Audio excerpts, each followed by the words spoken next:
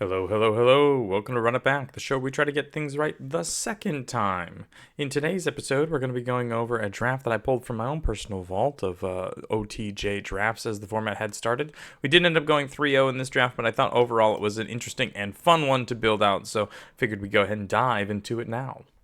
As you take a look at Pack 1, Pick 1, we've got a couple of really fun cards here, like Cactarantula, Shepherd of the Cloaks, Hellspur Brute, like a lot of good, big, fat things to be doing. We also even see a Skullduggery for easy tricks. And then I also originally in our top 10 commons placed Trick Shot towards the top. This one has not been playing out as well as I had originally anticipated. So I would probably pass on this one much longer than you had originally anticipated because the format is just faster than 5 mana. And then also the 2 damage to a creature token isn't as relevant as I'd originally thought. But taking a look at our rares, we're looking at Unlicensed Hearse and Caustic Bronco. Both of these I think are actually very reasonable cards, particularly because Unlicensed Hearse is a free crime. So therefore you could end up comboing this with something like the Deep Muck Desperados for mill 3 every turn, or just upgrading your Lazav every turn. Things like that for this Hearse look really good. But the Caustic Bronco, one of my top 10 rares, the entire set is has the ability to generate card advantage, has the ability to end up killing your opponent without combat, even though they do need to attack for that.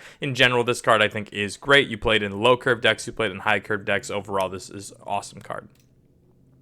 Pack 1, Pick 2. We are taking a look right here at the Mindslaver. I have not yet picked Mindslaver. I've not yet played Mindslaver. It's very slow, but it should win you most games, I would think. Other cards I'm looking at is This Town Ain't Big Enough. Is great at 2 mana, great at 5 mana. Overall, this card is great. Also looking at Oasis Gardener, but in general, we're just going to go ahead and pick the only mono black card, which is also a very powerful card in its own right. This Consuming Ashes is awesome, and I'm happy to have one early. Pack 1, Pick 3, we were past a double down, and seeing we are in black, no outlaws yet, but moving into blue-black as some outlaw colors for crime and such. This is great. Happy to play it, happy to see it. We're going to go ahead and take it most times. Ideally, we'd see something like Repulse, Paladin, or Loan Shark all wheel. Those are all great cards, but not really holding our breath as most of them are very good. Pack 1, Pick 4. I really took a look at this one as well, and having seen the double down, I didn't think the Archive Trap was where we wanted to go. I'd much rather would play this Raven of Fell Omens just because it plays so well in the crime deck. Archive Trap is a good, fun deck, and there is something there, but you definitely need to make sure you get your lock pickers. So we're going to go ahead and take a look through the rest of the draft to see if we see any lock pickers or second Archive Traps. At that point, if you get 2 of them, you pretty much win the game. If you get 1, it's pretty much dead, so you got to make sure that you can end up getting 2 casts on your Archive Trap. Outside of this, the Raven of Fell Omens, this pecks in for at least 1, 2, 3 damage in the air, while also anytime you're committing a crime, gaining that life and an opponent losing a life is big game for a 2-drop. This is definitely the sort of impactful 2-drop that I want, even though you take a look at the Stormcrow stat line and think, man, that's not that good. It is a lot better in this format because there's not very many flyers at all. Pack 1, Pick 5, we've got Tiny Bones joins up. I think this is great for double down if we end up getting some legendary things, so that way you get the 2 triggers. It also commits crime as you come in. It also commits crimes as other legendaries come in. This is kind of a big deal. Also wouldn't have minded a Shackle Slinger, but notably this is a soldier, which is not an outlaw, so not as exciting in the double down deck, but is pretty good in blue-black and blue-red. Last thing would be Peerless Rope Master. I've been pretty against this. If there is a deck for it, it is the double down deck, because you play double down on 4. They attack all out because you don't have anything or very little on board. Then your Peerless Rope Master following it up allows you to end up bouncing 2 of the things, putting 2 4/4s down. That's a very good play, but outside of that, I don't really know if this really has the same impact that I want. Pack 1, Pick 6, we're taking a look at Vault Plunderer here, which is an excellent card. I do like both the Phantom Interference and the Daring Thunder Thief.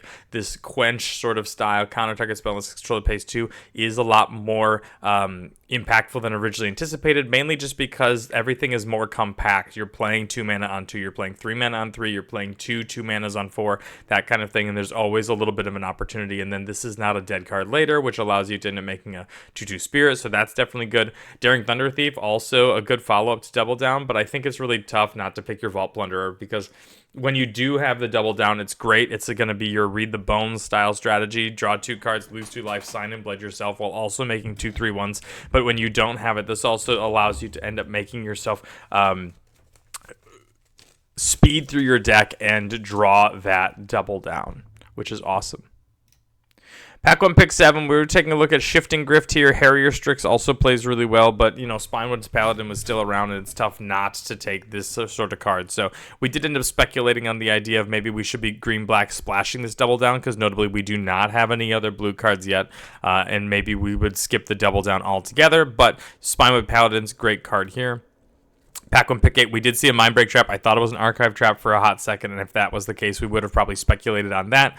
But we ended up taking a Dance of the Tumbleweeds, mainly because it plays so well with the Spinewood's Paladin, while also end up splashing for the double down. I did think this Daring Thunder Thief was definitely worth it, and it's something you could go down, but seeing the Paladin and the Tumbleweed late suggests to me that green is going to be a little bit more open than blue, so we're going to end up moving down this green-black strategy while potentially still splashing. Pack 1, pick 9, we do see the Skullduggery as well as the Loan Shark. We had considered the Loan Shark on the way around. It looks like the Hearse didn't make it, which makes some sense. And the Loan Shark definitely plays well with the double down, but at this point we're still questioning whether we're playing blue at all outside of just a singles and one. So we're going to go ahead and pull the Skullduggery because it just plays so well with the Raven. It also plays really well with the Caustic Bronco, meaning you can attack him with the Bronco at something that doesn't really feel very good, but then also having this Skullduggery around for a singleton mana in order to make sure that you can win combat and keep your Bronco around for the following turn. Pack 1, pick 10, we see this town ain't big enough. I thought this card was definitely worth it on the first time around, so we're probably going to be picking it the second time around. This plays really well with your double down, plays really well with your Vault Plunder, plays really well with your Raven of Fell Omens, plays great with Tiny Bones joins up. We just have a lot of things that we don't mind rebuying, and then, God forbid, we end up bouncing two of our opponent's things for 5 mana. Usually that's going to end up winning you most games because there's a little bit of a board stall. You go a little bit wider, and they're just trying to hang on. Eventually you end up casting that this town ain't big enough, and you're able to get in for lethal. Pack 1, pick 11, we were able to pick up another Loan Shark. We saw 3 packs with Loan Sharks all in a row. This one we passed on. This one got taken, but we were able to scoop up a Loan Shark. Pack 1, pick 11. I think this is absolutely where we want to be taking this sort of thing. Mourner's Surprise hasn't impressed nearly as much as I had originally hoped, and Freestarter Commando is pretty filler in my opinion, so having a Loan Shark and potentially being able to draw 2 cards off of the double down is excellent. Pack 1, pick 12, we picked up a Gold Pan. We probably should have taken the Red Rock Sentinel just because this is more likely to play, but we're not really playing either of these. Pack 1, pick 13, we see a Fake Your Own Death. Probably not playing this one either, but definitely in colors. And then we pick up a Plains. Moving on to Pack 2, pick 1, we have an Archmage's Charm and a Stingerback Terror, a Miriam. Lots of really, really powerful cards. Really powerful cards here. Also taking a look here at Desert's Due, but at the end of the day, we ended up taking the Nimble Brigand because seeing things like Loan Shark and this town a big enough wheel in the last pack, this suggested to me that we should be in blue-black. This is a rogue. This counts towards double down. Let's go ahead and jam that. Pack 2, pick 2, we see a Karavek the Punisher. It is a Warlock. It technically is double down, but being a legendary creature means you're going to have to sacrifice one of them. We also took a look at another Nimble Brigand, a Rooftop Assassin, and a Stop Cold. These are all great cards, but the Karavek really allowing you to come into play with Tiny Bones joins up in play and being able to recast any black card you wanted that you had mana for seemed really powerful, and we have a number of other ways, even something, God forbid, Vault Plunderer, where we can end up targeting our opponent with the ability they lose a life, and that allows us to recast one of our black cards from the graveyard. Pack 2, pick 3, we were going to double down a bit here on the Raven of Fell Omens. I do like this Canyon Crab, but overall not a whole lot in the pack here for us. If we wanted to continue to splash green, we've got the Spinewood Paladin, but, I think we've moved away from that, at least as a speculation, and moved more so into the blue-black, and so Raven of Fell Omens, phenomenal pick. Pack 2, pick 4, I don't mind this Simulacrum Synthesizer. I think there's something to be said for it. We do need some artifacts there, but seeing another Vault Plunder is awesome. I see another one here. I would take probably 4 or 5 of these things because there's also an opportunity to eventually burn out your opponent if they are tapped out with Double Down and other such things. Pack 2, pick 5, we see another Raven of Fell Omens. There's a possibility it should be this back from, or it's a possibility it should be Mirage Mesa. We don't have any deserts here, but I really wanted to go down this Raven and see how far I could push it. And as I'm sure you can guess towards the top, it played extremely well.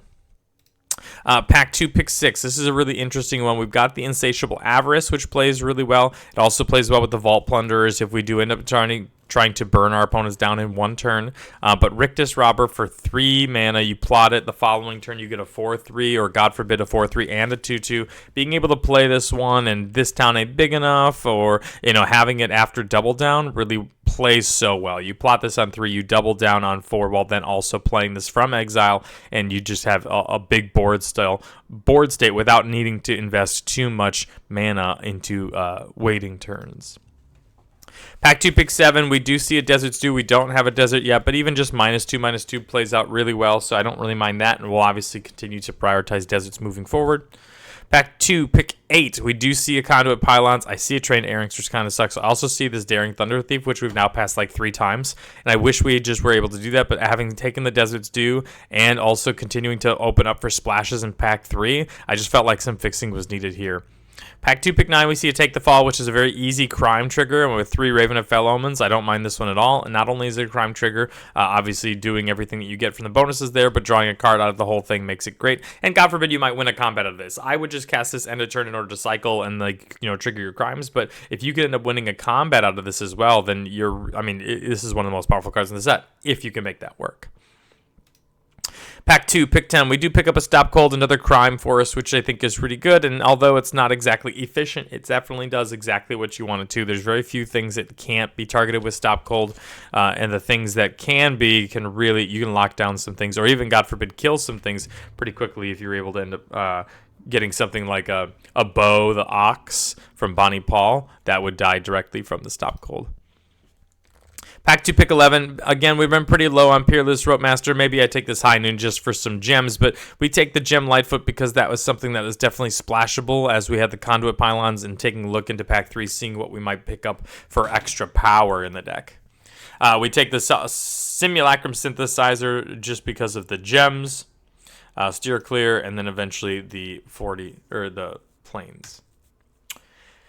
Pack 3, pick 1. Pretty uninteresting. Great Train Heist is definitely worth it if we can splash, but necessarily needing, 6 total mana, 2 of them black, doesn't really play well. We already have this Consuming Ashes, at least one of, and God forbid we might be able to wheel this one. Hypothesis, not really worth the splash. Rooftop Assassin is fine, but nothing wild. We're still kind of on the lookout for deserts, and in general, this pack is sort of weak for us in blue-black. So we take this Soured Springs, making sure we get another crime trigger for our 3 Raven of Fell Omens, while also just making sure we can fix our mana.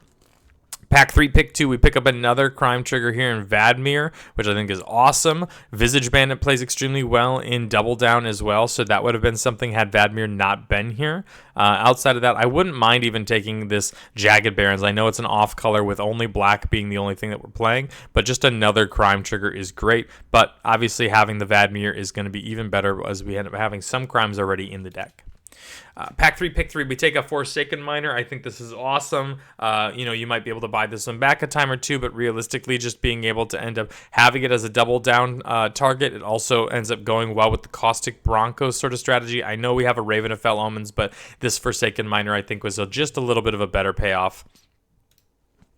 Pack 3, pick 4, Siphon Insight. Now, normally this one is kind of a meh, and I know Marauding Sphinx is a very good card, but this is 2 crime triggers in 1 at instant speed. Also ends up playing well on turn 4, where you go Raven on 2, and then let's say a Vault Plunderer or Rictus Robber Plot or something on 3. On turn 4, you can play a second Raven and then Siphon Insight and kind of do this sort of mini Lightning Helix game. The following turn, you can cast whatever card you wanted, or you can end up flashing this thing back. It just is so flexible with what we want to be doing. This is a great card for this deck. Pack 3, pick 5, we have an Outlaw Stitcher, and I couldn't imagine why this thing was around. We've got lots and lots of cheap things to be doing, so we're going to have to build up some mana to do it, but also having a This Town big enough means that we should be able to, even for 6 mana, pick this thing up and then play it right back down for another 4/4, while also bouncing something from our opponent's board. So overall, I think this Outlaw Stitcher, very, very good card, and plays really well in this blue-black deck. Pack 3, pick 6, we've got another Skullduggery. Happy to see that with the 3 Ravens. Happy to see that with another Outlaw Stitcher. A whole bunch of things play really well with Skullduggery, so really, really excited to see this one come through. Pack 3, pick 7, wasn't really too thrilled with much of anything. If we still wanted to go on the green splash, we got another Spinewoods Paladin, but I think that ship has sailed. I think we're pretty much playing blue-black, and I actually kind of felt like our deck was pretty much already made at this point, so I didn't mind taking the 20 gems for really nothing. Pack 3, pick 8, we finally saw the Slickshot Lockpicker. Had we originally taken the Archive Trap, we would have gotten there, but it was quite the interesting wait to get there. I don't mind this one in this deck, mainly just because it buys back 2 Skullduggeries. Deserts do, even a Fake Your Own, definitely want to go that way, or we can plot it to end up bringing back a Consuming Ashes. It does end up getting doubled by Double Down, so that way we can, bring back 2 things, should we end up having the mana for it, so maybe we can splash a little bit of extra blue in there to cast the Take the Fall, but this is going to be a great plot card to make sure that our sort of minimal removal spells and 2 Skullduggeries, Deserts do, and Consuming Ashes end up playing a little bit better and more often. Pack 3, pick 9, we've got a Razzle Dazzler. I don't think we're playing this. It's not an outlaw. Make Your Own Luck or Hypothesis actually might have made the deck. Taking a look at it, I might have gone back and played the Make Your Own Luck as it's that good of a card, but I was pretty happy with where things were at. Probably should have ended up taking one of these boot cards. Again, these don't matter. I'm not really playing any of them. A Spring Splasher, I've been pretty low on this one, although it is a crime and a criminal, I suppose you could call it. Usually your opponent has at least 2 creatures, and so therefore being able to end up attacking with this one while also staying alive is going to be pretty rare, few and far between in my opinion. There's just, the boards go a little bit wider than originally anticipated. Fake Your Own Death is a second copy. Lava Spur Boots, which I don't mind, but I haven't really played much. And then ending with a Reckless Lackey.